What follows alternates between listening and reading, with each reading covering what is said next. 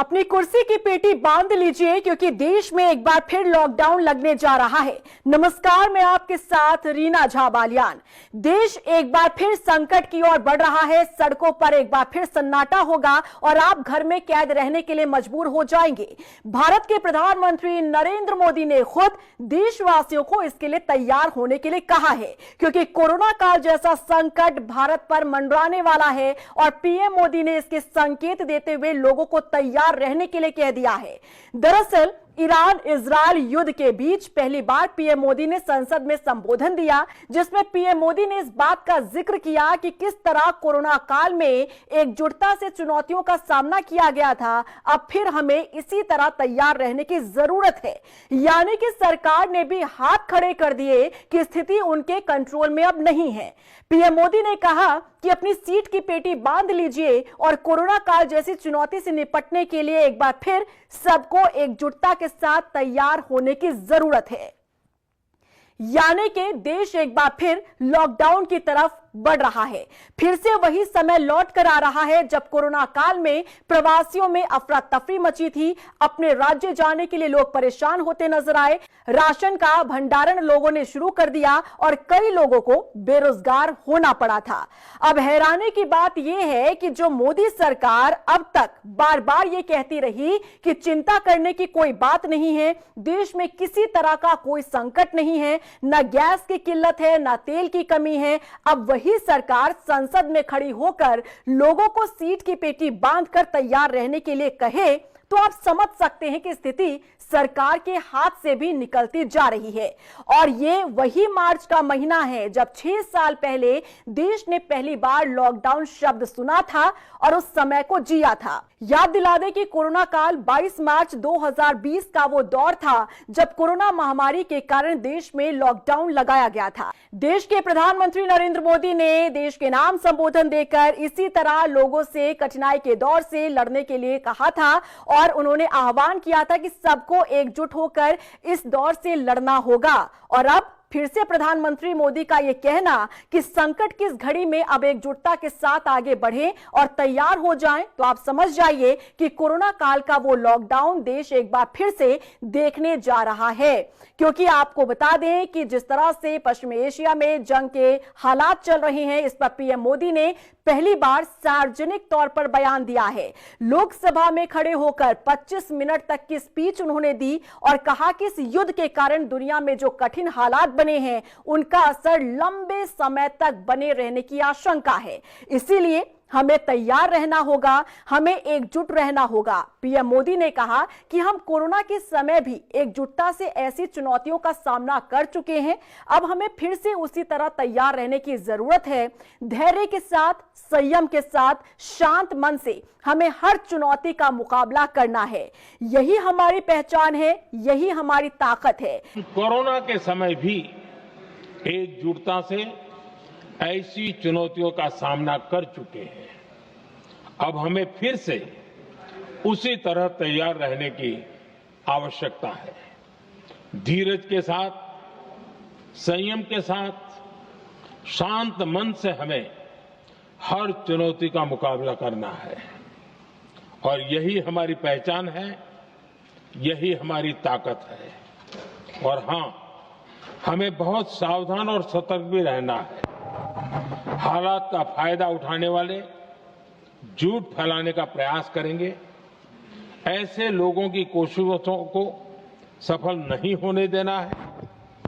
मैं देश की सभी राज्य सरकारों से भी इस सदन के माध्यम से आग्रह करूंगा, ऐसे समय में कालाबाजारी करने वाले, जमाखोरी करने वाले एक्टिव हो जाते हैं। इसके लिए कड़ी मॉनिटरिंग जरूरी है।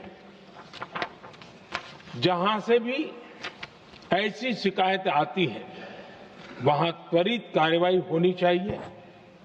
देश की हर सरकार और देश का हर नागरिक जब मिलकर चलेंगे तो हम हर चुनौती को चुनौती दे सकते हैं।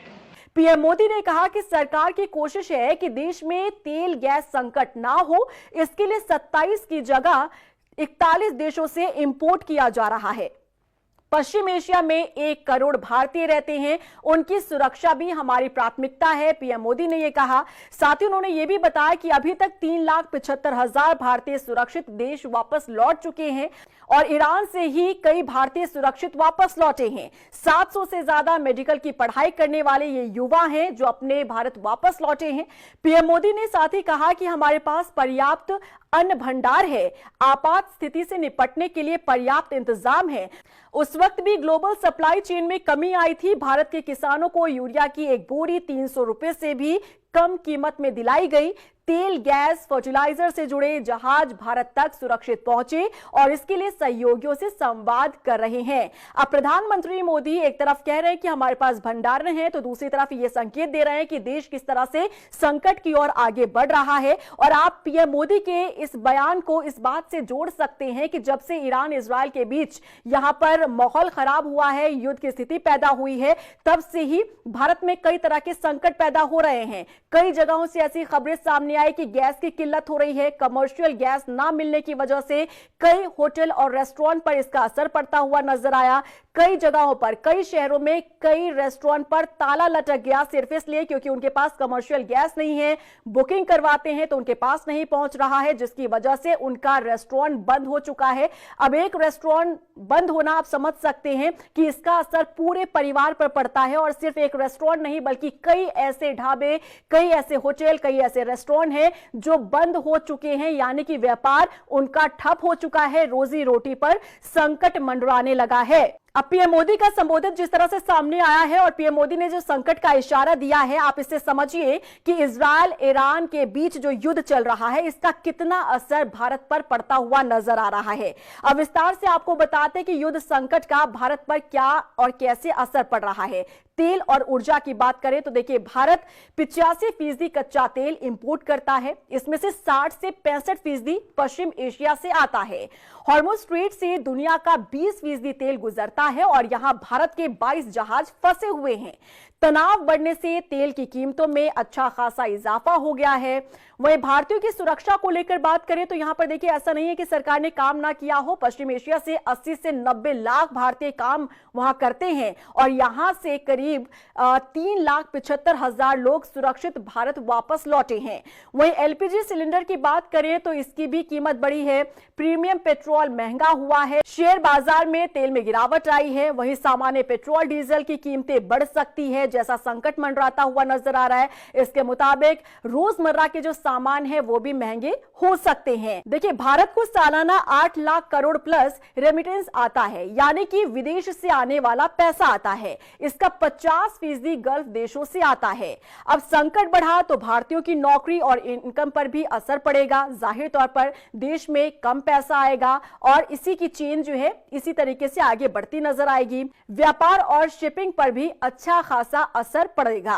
तो आप समझ सकते हैं, प्रधानमंत्री नरेंद्र मोदी संसद के भीतर खड़े होकर पहली बार उन्होंने युद्ध के बीच इस तरीके से बयान दिया है और ऐसा बयान दे दिया है जिससे अब हर एक भारतवासी जो है वो चिंतित नजर आ रहा है, क्योंकि पीएम मोदी का ये बयान याद दिला रहा है वो कोरोना काल, जब कोरोना काल में लॉकडाउन लगाने से पहले देश के नाम संबोधन दिया था पीएम मोदी ने। उन्होंने ये कहा था कि ये संकट की घड़ी है और इस संकट की घड़ी में सबको मिलकर लड़ना होगा और निश्चित ही इस लड़ाई से हम लोग पार पा जाएंगे। और उसके बाद 22 मार्च 2020 की वो तारीख थी जिस दिन से लॉकडाउन शुरू हो गया था। लोग अपने घर में कैद हो गए थे। जो प्रवासी लोग थे वो अपने राज्य जाने के लिए परेशान हो रहे थे।